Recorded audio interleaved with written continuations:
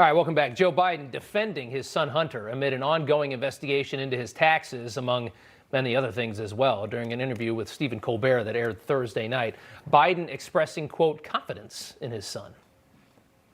We have great confidence in our son. I am not concerned about any accusations been made against him. It's used to get to me. I think it's kind of foul play, but look, it is what it is, and he's a grown man. He is the smartest man I know. I mean, in pure intellectual capacity, and as long as he's good, we're good. Of course, not a lot of pushback from Stephen Colbert, who is just a huge Joe Biden fan and a huge liberal as well. For reaction to this, though, we are joined by our panel, Nan Hayworth from the Independent Women's Forum and former GOP congresswoman for New York's 19th Congressional District, and also Newsmax insider Tom Borelli. Guys, thanks for coming on. Nan, I'll start with you. You see the interview, and then you see all of the dealings that Hunter Biden has had with Ukraine and China. What do you make of Joe's response? Well, you know, Rob, who better to interrogate Joe Biden, the prospective president-elect, than Stephen Colbert? Yeah, his biggest fan. And as you pointed out, a major league progressive type. Look, no one should take comfort in Joe Biden's words. Rob, Joe Biden has been shown over and over again to lie, unfortunately. When he expresses confidence in his son, that's what I would expect him to say. But what we actually need to see is an in-depth investigation of very serious allegations that are entirely credible, coming from, for example, Tony Bobulinski, who validated the emails that the New York Post published, indicating that there have been all kinds of self-dealings by the Bidens, profitable dealings through Hunter Biden at least, and Joe Biden, Tony Bobulinski said, was the big guy who was going to get a portion of a China deal. Right. This should concern us all when we are obviously in a serious long ongoing battle with the Chinese Communist Party. Yeah. You can't trust Joe Biden on these things. We need a special counsel to investigate. Yeah. You know, Tom, you look at this, I mean, even people on the left admit that it seems pretty clear that Hunter Biden has made a fortune using his dad's office and his dad's connections to enrich himself and probably the rest of the family. They say, though, that it stops there, that, you know, Joe is in no way involved in this. What do you think of that? Well, Rob, that's really not true. We know from a former business partner of Hunter Biden, Mr. Bobulinski, that he met former Vice President Joe Biden at the time, and they were talking about trying to lure him in, Bobulinski, into working with the deal with China. So, you know, that's fake as well. But what most concerning to me is there you have Biden playing the victim. He's just the victim. He didn't do anything wrong. His son didn't do anything wrong. The real victim are the American people, because the American people were denied the facts about Hunter Biden's business dealings and his relationship with his father in those business dealings. And because of that, we may have Biden as president. The Media Research Center did a poll and said 9% of people would not have voted for Biden had they known about Hunter Biden's business deal. The American people got ripped off a number of times on the election, and one of them is Biden is not the victim. Yeah, no, the media, Nan, completely carried Joe Biden over the finish line, and he needed a lot of help. Joe Biden had everything on his side to help push him through on November 3rd and win him the election, including all the mail-in voting and everything else. He had a lot of help. You know, Joe Biden says he knew nothing about any of this stuff. I still remember the golf picture where it's Joe Biden, Hunter Biden, and Devin Archer. Devin and Hunter were sitting on the Burisma board over there in the Ukraine. Joe Biden said he had no clue, never talked about his son's business dealings. Why are you playing golf with two guys on the board of Burisma if you don't want to know about his international business dealings? This is the guy that's going to be the president of the United States, it appears.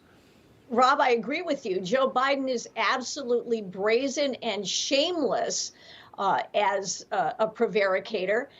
He has been for his entire career. The evidence is amply documented from his earliest days in politics.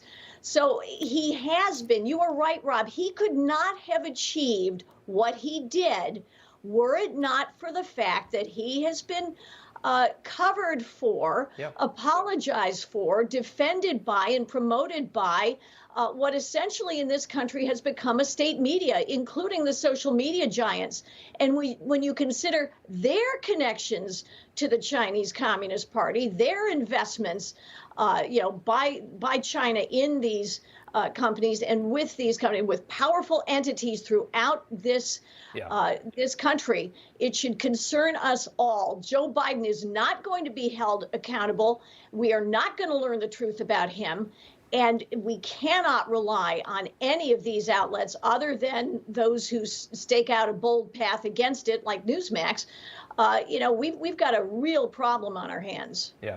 Tom, you look at it, it's 3 different states investigating right now, the DOJ through 3 states. It's Pennsylvania, Delaware, New York. They're looking at the foreign entanglements of Hunter Biden. They're looking at the taxes of Hunter Biden. They're also looking at Joe's brother, James, and some dealings he had working with a hospital, I believe in the state of Pennsylvania. There's this web going on here of all of these different investigations, and Joe Biden marginalizes all of this in this interview with Stephen Colbert, and of course gets no pushback. Of course, because as you mentioned before, Colbert is basically a partner of his in ideology. But the investigations, to my perspective, is too little, too late. The FBI had Hunter Biden's laptop about a year ago, and they did nothing. And now we're finding and about why do you think that is? Foreign interference. Why is the DOJ? I mean, that just was so astonishing, and I'm glad you brought it up. The fact that they had this laptop has all of this dirt on it, and they completely leave it alone. Were they just? I mean, what are they afraid of? The truth. Look, it's part of the deep state. There's no other way to look about it. Contrast that with, look what they did to President Trump. They made up a fake investigation on President Trump, and they, even tried to impeach him into Congress, all because they hated the man, President Trump. Biden's going to get away, I think, with anything he wants. He can sit back and be arrogant because the deep state is going to protect him all along. And once again, the final conclusion here is the American people are going to get ripped off because now we have someone who could be under investigation after he's president when he should have been investigated before he was president. But he had the ultimate protection racket between Silicon Valley and the anti-Trump media. Yeah. Nan, what do you think happens with these investigations? You got 3 states. People ask me, what do I think is going to happen? If we're being honest, I think the system's going to let them slide. What do you think? Right. Well, given exactly what Joe just detailed, the way in which the mechanics of the state were directed against, were used against in what I consider to be in various ways even a treasonous fashion against a presidential candidate, a president-elect, and a sitting president of the United States, namely Donald Trump, unfortunately, by the DOJ and by the FBI, even under President Trump's administration. You can only imagine the machinations that are going to occur to defend Joe Biden and Hunter Biden. And unfortunately, I agree with you, Rob. The only way we might be able to get to the truth is through a special counsel, which would need to be appointed now, obviously.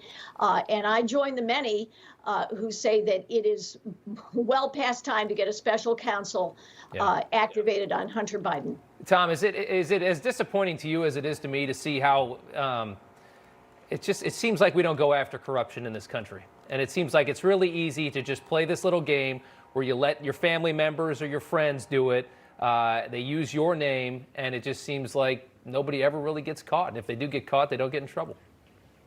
No, that's the American people have to be really outraged and frustrated on the total unfairness of this whole thing. Remember, Jim Comey's still walking around, former FBI director, and and other officials are now on TV as paid contributors who are all trying to get President Trump.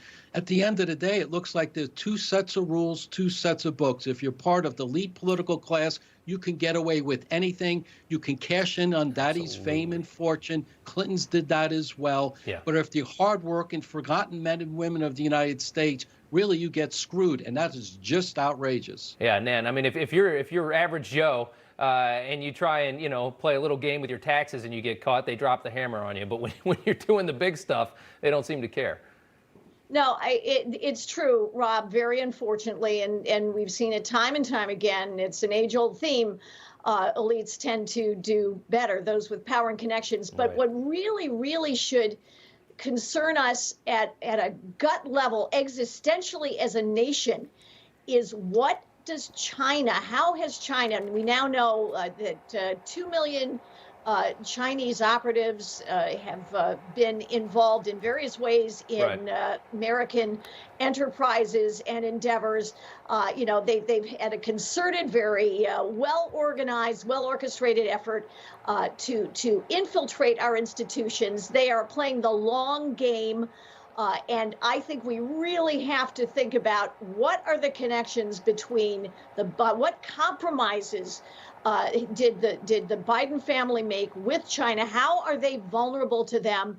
And who is protecting them? Because everybody who's involved with that Chinese Communist Party has a stake in this, and it runs very widely and very deeply. You got Hunter sending an email just casually asking for $10 million from a Chinese energy firm like it's nothing. This is a country that wants to eviscerate the United States. And they are just the best of friends, and this is the family that's very likely going to lead this country for the next 4 years. It's unbelievable. You can't talk about it enough, Nan. And Tom, thank you so much for joining us. Thank you, Rob. Thanks, Rob.